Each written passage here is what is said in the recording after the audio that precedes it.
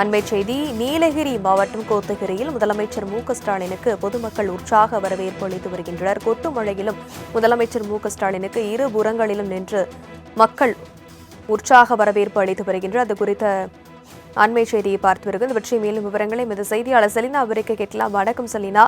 முதலமைச்சர் நீலகிரிக்கு சென்றிருக்கிறார். அவருடைய திட்ட பணிகள் என்ன விவரம்?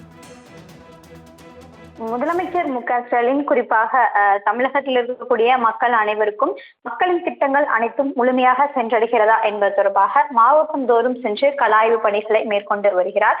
அந்த வகையில் 2 நாள் பயணமாக முதலமைச்சர் ஸ்டாலின் இன்று காலை சென்னையிலிருந்து புறப்பட்டு நீலகிரி சென்றிருக்கிறார். காலையில் கோவை சென்ற முதலமைச்சருக்கு அங்கும் உற்சாக வரவேற்பு என்பது மக்கள் அளித்து வந்தார்கள்.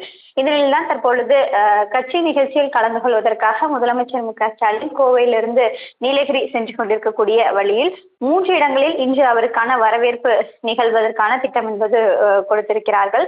3 இடங்களில் வரவேற்பை முடித்துக் கொண்டு மாலை 5 மணிக்கு மேலாக நடைபெறக்கூடிய திமுக ஆலோசனை கூட்டத்தில் பங்கேற்க இருக்கிறார். குறிப்பாக வரக்கூடிய சட்டமன்ற தேர்தலில் எதிர்கொள்வதற்கான என்னென்ன சாத்தியக்கூறுகள் இருக்கிறது, 200 தொகுதிகளில் வெற்றி பெறுவதற்கான வாய்ப்புகள் இருக்கக்கூடிய நிலையில் முழுமையாக எந்தெந்த தொகுதிகளில் எவ்வாறு பணிகள் மேற்கொள்ளப்பட்டிருக்கிறது என்பது தொடர்பாக ஒவ்வொரு மாவட்டம் தோறும் சென்று அங்கிருக்கக்கூடிய திமுக நிர்வாகிகளுடன் ஆலோசனை நடத்தி வருகிறார்.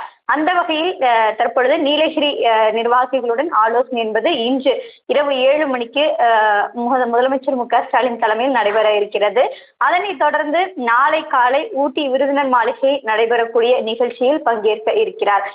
குறிப்பாக நாளை பல்வேறு திட்டங்கள் என்பது துவங்கி வைக்கப்பட இருக்கிறது. 143 கோடி 69 கோடி மதிப்பீட்டில் 700 படுக்கை வசதிகளுடன் புதிதாக கட்டப்பட்டிருக்கக்கூடிய அரசு மருத்துவக் கல்லூரி மருத்துவமனையை மக்கள் பயன்பாட்டிற்காக முதலமைச்சர் ஸ்டாலின் திறந்து வைக்க இருக்கிறார். அதனைத் தொடர்ந்து நலத்திட்ட உதவிகள், அதே போல புதிய திட்டங்களுக்கான அடிக்கல் நாட்டு விழா பணிகள், நலத்திட்ட உதவிகள் வழங்கக்கூடிய நிகழ்ச்சி என்று பல்வேறு நிகழ்ச்சியில் கலந்து கொள்ள இருக்கிறார். அதற்கு தொடர்ச்சியாக நீலகிரியிலிருந்து நாளை மாலை கோவை வரக்கூடிய முதலமைச்சர் ஸ்டாலின் சாதனை படைத்த 16,000 கலைஞர்களுக்கு குறிப்பாக அவர்களுக்கு அனந்த பாராட்டு விழா நடைபெற இருக்கிறது. அந்த நிகழ்ச்சியிலும் முதலமைச்சர் ஸ்டாலின் கலந்து கொள்ள இருக்கிறார்.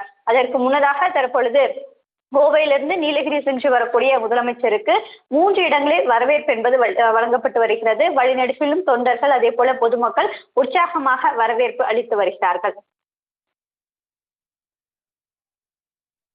விவரங்களுக்கு நன்றி செலினா.